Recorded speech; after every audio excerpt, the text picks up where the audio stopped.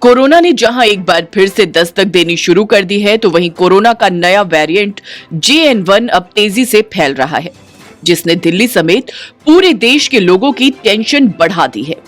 अब तक देश भर में नए कोरोना वेरिएंट के 21 मामले सामने आए हैं। वहीं भारत में कोरोना वायरस इन्फेक्शन के 21 मई के बाद सबसे ज्यादा 614 मामले दर्ज किए गए। कोरोना के नए वेरिएंट JN1 के नए मामले 3 राज्यों से आए हैं। इनमें गोवा, केरल और महाराष्ट्र शामिल हैं। केंद्रीय स्वास्थ्य मंत्री मनसुख मांडविया ने लोगों से सतर्क रहने की अपील की है। साथ ही कहा है कि घबराने की जरूरत नहीं है।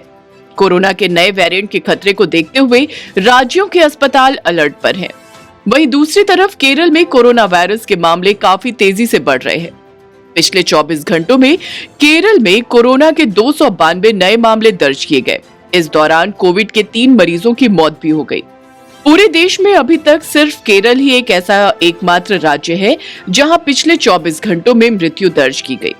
हेल्थ मिनिस्ट्री के मुताबिक 21 मई 2023 के यानी 7 महीने बाद एक दिन में सबसे ज्यादा केस सामने आए हैं। केरल में हुई कोरोना मरीजों की मौत के बाद लोगों में एक बार फिर कोविड-19 वायरस को लेकर डर बैठ गया है। नीति आयोग के सदस्य वीके पॉल ने 20 दिसंबर को कहा कि कोरोना वायरस के नए वेरिएंट JN1 के 21 नए मामले सामने आए हैं। गोवा में JN1 वेरिएंट के 20 मामले और केरल में 1 मरीज सामने आए हैं। उन्होंने कहा कि घबराने की जरूरत नहीं है। कोरोना की चपेट में आए लोगों में से लगभग 91 से 92% लोग घर पर ही इलाज का विकल्प चुन रहे हैं। वहीं केंद्रीय स्वास्थ्य सचिव सुधांश पंत ने कहा कि भले ही मामले बढ़ रहे हैं, लेकिन 92.8% मामलों में घर पर ही इलाज हो रहा है, जो हल्की बीमारी का संकेत देता है। साथ ही विश्व स्वास्थ्य संगठन यानी WHO ने कोरोना वायरस के JN1 को वेरिएंट ऑफ इंटरेस्ट करार देते हुए कहा कि इससे ज्यादा खतरा नहीं है। मंत्रालय की ओर से जारी आंकड़ों के मुताबिक देश में एक्टिव कोविड केस 2311 हैं। अब तक 5,33,321 लोगों की जान जा चुकी है। कुल कोविड केसेस 4.50 करोड़ हैं। कोविड से ठीक हुए मरीजों की संख्या 4,44,70,346 करोड़ हो गई है। नेशनल रिकवरी रेट 98.81% है। वहीं डेथ रेट 1.19% है। वहीं देश में कोविड वैक्सीनेशन का ग्राफ 220.67 करोड़ पर पहुंच चुका है। वहीं केरल की बात करें तो राज्य में एक्टिव मरीज 2041 हैं। यहां पिछले 3 साल में कोविड के कारण 72,056 लोग अपनी जान गंवा चुके हैं। 20 दिसंबर को केंद्रीय स्वास्थ्य मंत्री डॉक्टर मनसुख मंडाविया ने कोरोना के बढ़ते मामलों को देखते हुए राज्य और केंद्र शासित प्रदेश के स्वास्थ्य मंत्रियों के साथ बुधवार को बैठक की। ये मीटिंग रेस्पिरेटरी इलनेस और पब्लिक हेल्थ की तैयारी पर रिव्यू के लिए बुलाई गई थी। इसमें राज्यों और केंद्र शासित प्रदेशों के स्वास्थ्य मंत्री और ऑफिसर शामिल हुए। मंगलवार को केरल की स्वास्थ्य मंत्री वीना जॉर्ज ने कहा था कि राज्य में बढ़ते कोविड केस के बावजूद चिंता की कोई बात नहीं है। हम वायरस संक्रमण से निपटने के लिए पूरी तरह तैयार हैं। वहीं मीटिंग में कोविड पेशेंट्स को विशेष सुविधाएं देने, अस्पतालों में आइसोलेशन वार्ड बनाने, ऑक्सीजन बेड, ICU बेड और वेंटिलेटर उपलब्ध कराने के निर्देश दिए गए। कर्नाटक के स्वास्थ्य मंत्री दिनेश गुंडू राव ने बुधवार को बताया कि चामरापेट के रहने वाले 64 साल के शख्स की 15 दिसंबर को कोविड से मौत हो गई। अब ये पता लगाया जा रहा है कि शख्स की मौत कोविड के नए सब वेरिएंट JN1 से हुई है या नहीं। उन्होंने कहा कि शख्स को दिल की बीमारी, हाई BP, TB, अस्थमा और निमोनिया भी था। कोरोना का ये सब वेरिएंट ओमिक्रॉन सब वेरिएंट BA.2.86 का है, जिसे पिरोला भी कहा जाता है। सितंबर में JN1 सब वेरिएंट का पहला केस अमेरिका में मिला। 8 दिसंबर को भारत के केरल में JN1 सब वेरिएंट का पहला केस मिला। 15 दिसंबर को चीन में इस वेरिएंट के 7 मामले सामने आए।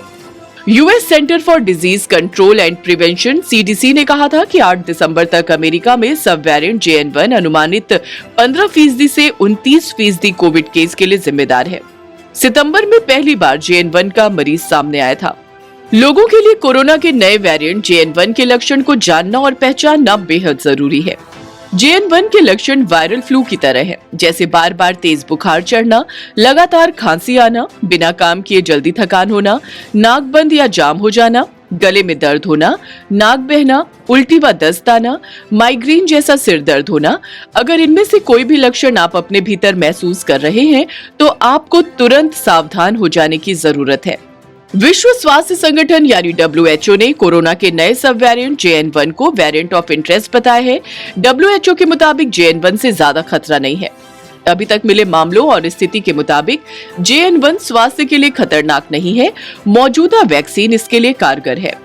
Indian council of medical research यानी ICMR के महानिदेशक डॉक्टर राजीव बहल के मुताबिक 8 दिसंबर को केरल के तिरुवनंतपुरम में सबसे पहला JN1 वेरिएंट सामने आया था। 79 साल की एक महिला की रिपोर्ट पॉजिटिव आई थी। महिला में इन्फ्लुएंजा जैसी बीमारी के हल्के लक्षण थे, हालांकि बाद में वो ठीक हो गई। कोविड के सब वेरिएंट JN1 की पहचान पहली बार यूरोपीय देश लग्जमबर्ग में हुई। यहां से ये तमाम देशों में फैलना शुरू हो गया। ये सब वेरिएंट पिरोलो वेरिएंट BA.2.86 से जुड़ा हुआ है। इसे इंसानी शरीर की इम्यूनिटी के खिलाफ खतरनाक बताया जा रहा है। यही वजह है कि नए सब वेरिएंट को लेकर अलर्ट जारी किया गया है।